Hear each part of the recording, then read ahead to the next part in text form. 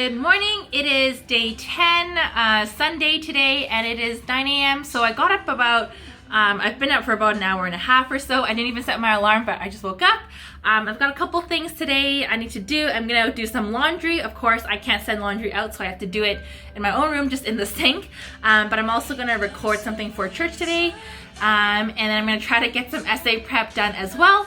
All my electronics here are preparing, or I'm prepping them for my recording, and also I have cleared my bed so that hopefully I will not take a nap. Breakfast today, we have a hard-boiled egg, corn and carrot, some fish tofu here, and some fried noodles.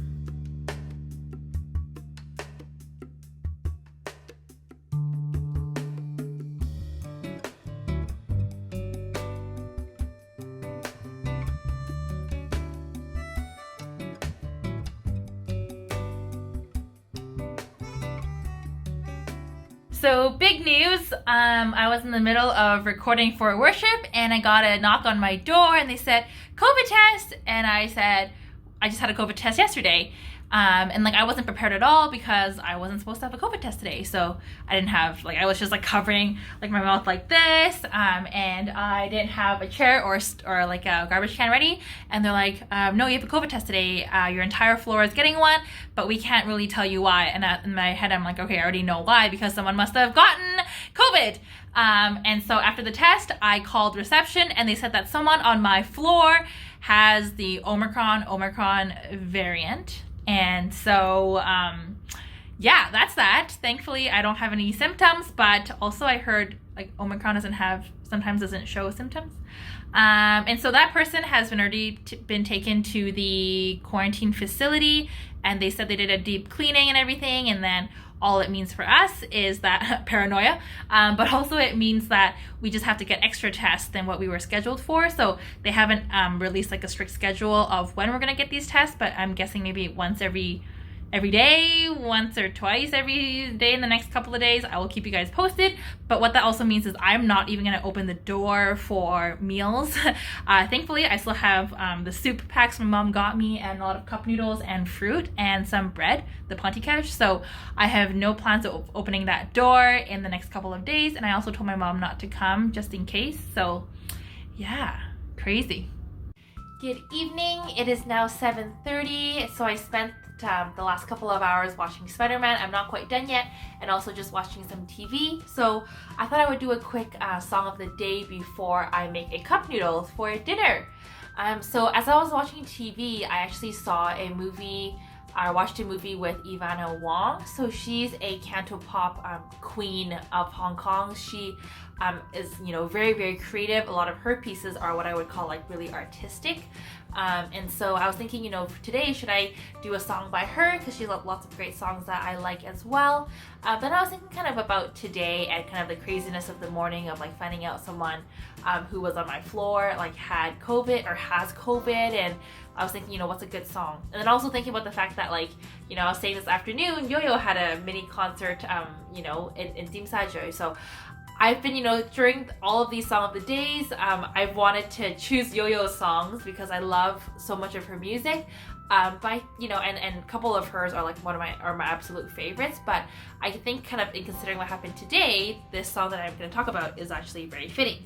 So this song is called Yap Miu, and so it literally translates to 1 second, and it's by Yo-Yo Sham Samling Yi. And so this in this song, she actually has guest Eason Chan, who's another singer from Hong Kong, Tanik Sun, sing a little part of it as well. So actually in the music video, it's quite special. So I think the first time I listened to the song was a couple months ago, just off Spotify, and I knew I liked it just by listening to it. But I never watched the music video until a couple of days ago. And so in the music video notes, it actually says that in November of 2014, the singer Yo-Yo witnessed a car accident where she actually saw a girl around her age pass away on the scene. And of course, this shocked her, and it kind of helped her to or you know, showed her that things can change so quickly, you know, in a matter of literally 1 second, or even, you know, increments smaller than that, things just like change, you know, things change in the blink of an eye. And so in this song, she's talking about how, of course, like things, you know, can change, but it's interesting because things, things can change so quickly, yet they can last for so long. And so this song talks about knowing how to, yeah, like move forward and to not regret things in life either. And so, yeah, it's a very wonderful song, very simple actually. If you look here, you know, the lyrics, this portion are actually quite short. It's not there aren't a lot of lyrics. There's a lot of instrumental in this song. And yeah, this song, as with a lot of her music, is very warm. A lot, you know, her voice is very comforting and comfortable to listen to. So I think, yeah, it's a very, very wonderful song, and she wrote the lyrics and the song for this as well. So I always love that. I think that, you know, I think there's many songs out there. One of her favorites one of my favorites of hers was not written by herself, but I think it's extra special when artists are able to, you know, create their song totally, you know, basically on their own. I think it's just that much more meaningful. And so I think, yeah, the reason why I chose this, like I said, you know, kind of having had the chance to reflect on the fact that, like, someone, like I said, the whole COVID thing, I think that this morning when it happened, I just wanted to tell my parents, which I did, and then I wanted to like make a little quick video on it, which I did as well. But like, it kind of made me realize too, like, wow, like, you know, we're still in pandemic, like in our pandemic, and I am taking all the right precautions, I would say. Like, I'm really good with wearing my mask and whatnot. I realized that traveling, you know, there is a risk, but at the same time, I really wanted to see my family here, and so that's why I'm here. But I'm really thankful that so far I'm okay. I don't feel any like symptoms or anything, even though I heard, yeah, that Omicron might be less symptomy. I don't know.